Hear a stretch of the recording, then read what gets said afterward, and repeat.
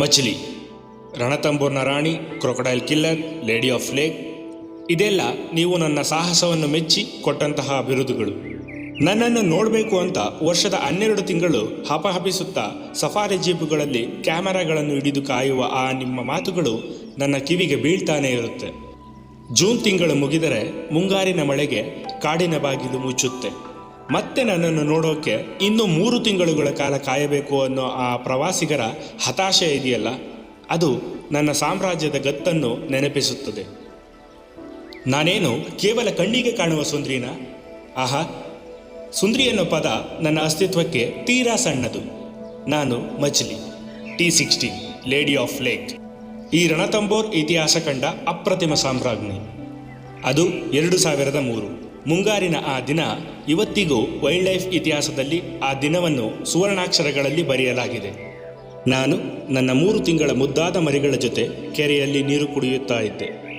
ಏಕಾಏಕಿ ಆ ದೈತ್ಯ ಮೊಸಳೆ ನನ್ನ ವಂಶವನ್ನು ನಾಶ ಮಾಡಲು ಮಕ್ಕಳ ಕಡೆ ನುಗ್ಗಿ ಬಂತು.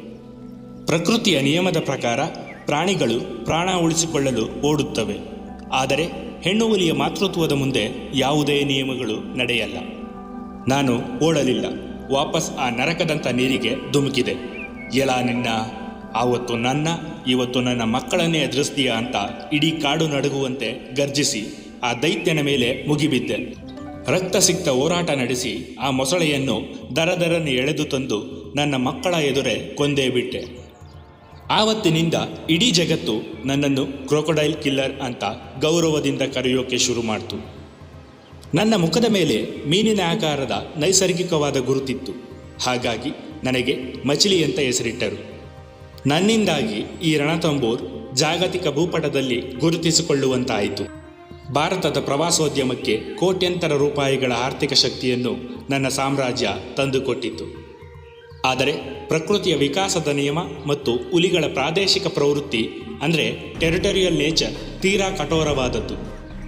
ನನ್ನ ಮಗಳು ಸುಂದ್ರಿ ಪ್ರಾಯಕ್ಕೆ ಬಂದಾಗ ನನ್ನನ್ನೇ ತೀವ್ರವಾಗಿ ಗಾಯಗೊಳಿಸಿ ನನ್ನನ್ನೇ ಗಡಿಯಿಂದ ಆಚೆ ಹಾಕಿದಳು. ಸಾಮ್ರಾಜ್ಯಕ್ಕಾಗಿ ಹೆತ್ತ ತಾಯಿಯನ್ನೇ ಓಡಿಸುವ ಹುಲಿಗಳ ಈ ಕಠಿಣ ನಿಯಮ ನನಗೇನು ಹೊಸದೇನೂ ಆಗಿರಲಿಲ್ಲ. ಯಾಕಂದರೆ ಈ ಹಿಂದೆ ನಾನು ಕೂಡ ನನ್ನ ತಾಯಿಯನ್ನು ಇದೇ ಥರ ಹೊಡೆದು ಆಚೆ ಹಾಕಿದ್ದೆ. ತಲೆಮಾರುಗಳಿಂದ ನಡೆದು ಬಂದ ಅಧಿಕಾರದ ಹಪಾಹಪಿ ನಮ್ಮದು. ಇದೇ ಅಲ್ವಾ ಕರ್ಮಫಲ ಅಂದರೆ. ಆದರೆ ನನ್ನ ವಂಶದಲ್ಲಿ ಕೇವಲ ಕ್ರೌರ್ಯ ಮಾತ್ರ ಇರಲಿಲ್ಲ, ಅಚ್ಚರಿ ಮೂಡಿಸುವ ಜೈವಿಕ ಬದಲಾವಣೆಯೂ ಇತ್ತು. ನನ್ನ ಹೆಮ್ಮೆಯ ಮೊಮ್ಮಗ $T25. ಹೊರಗಿನ ಪ್ರಪಂಚಕ್ಕೆ ಅವನು ಕ್ರೂರಿ ಥರ ಕಂಡರೂ ತಾಯಿ ಇಲ್ಲದೆ ಅನಾಥವಾಗಿದ್ದ 2 ಹೆಣ್ಣು ಮರಿಗಳು, ಬೀನಾ 1, ಬೀನಾ 2, ಪ್ರಕೃತಿಯ ನಿಯಮವನ್ನೇ ಮೀರಿ ತಾನೇ ತಾಯಿಯಾಗಿ ಸಾಕಿ ಬೆಳೆಸಿದ. ಗಂಡು ಹುಲಿಗಳು ಮರಿಗಳನ್ನು ಸಾಕಲ್ಲ ಅನ್ನೋ ವಿಜ್ಞಾನದ ಸಿದ್ಧಾಂತವನ್ನೇ ಅವನು ಸುಳ್ಳು ಮಾಡಿದ. ಆದರೆ ಇದೇ ಡಾಲರ್ನ ಸಹೋದರ, ನನ್ನ ಇನ್ನೊಬ್ಬ ಮೊಮ್ಮಗ T24 ಉಸ್ತಾದ್, ಕಾಡಿನ ಅತ್ಯಂತ ಪ್ರಭಾವಶಾಲಿ ಹುಲಿಯವನು. ಆದರೆ ಕಾಲಚಕ್ರ ಉರುಳಿದಾಗ ಅವನಿಗೆ ನರಭಕ್ಷಕ ಅನ್ನೋ ಕ್ರೂರ ಪಟ್ಟ ಸಿಕ್ಕಿತು. ಆದರೆ ನೆನಪಿಡಿ, ಹುಲಿಗಳು ಹುಟ್ಟುತ್ತಲೇ ನರಭಕ್ಷಕಗಳಲ್ಲ. ಮನುಷ್ಯರು ನಮ್ಮ ಆವಾಸ ಸ್ಥಾನವನ್ನು ಅತಿಕ್ರಮಿಸಿ ನಮ್ಮ ಬದುಕಿನ ಗಡಿಯನ್ನು ಕಿರಿದುಗೊಳಿಸಿದಾಗ ಉಂಟಾದ ಸಂಘರ್ಷದ ಬಲಿಪಸು ನನ್ನ ಉಸ್ತಾದ್. ಕೊನೆಗೆ ಅವನನ್ನು ಜೈಲಿನಂತಹ ಬೋನಿಗೆ ತಳ್ಳಿದರು.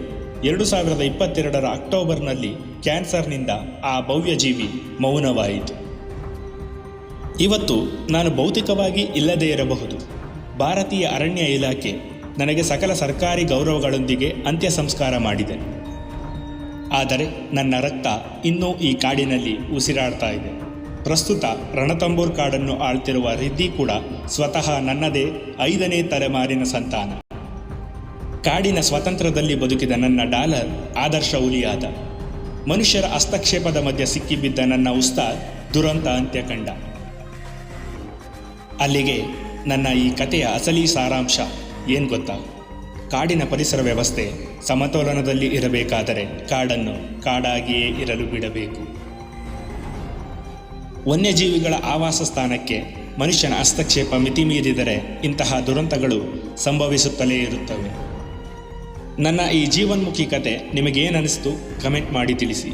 ಮಾಯಾವನ ವೈಲ್ಡ್ ಲೈಫ್ನ ಮತ್ತೊಂದು ಜೀವಿಯ ಕಥನದೊಂದಿಗೆ ಮತ್ತೆ ಸಿಗೋಣ. ಧನ್ಯವಾದ.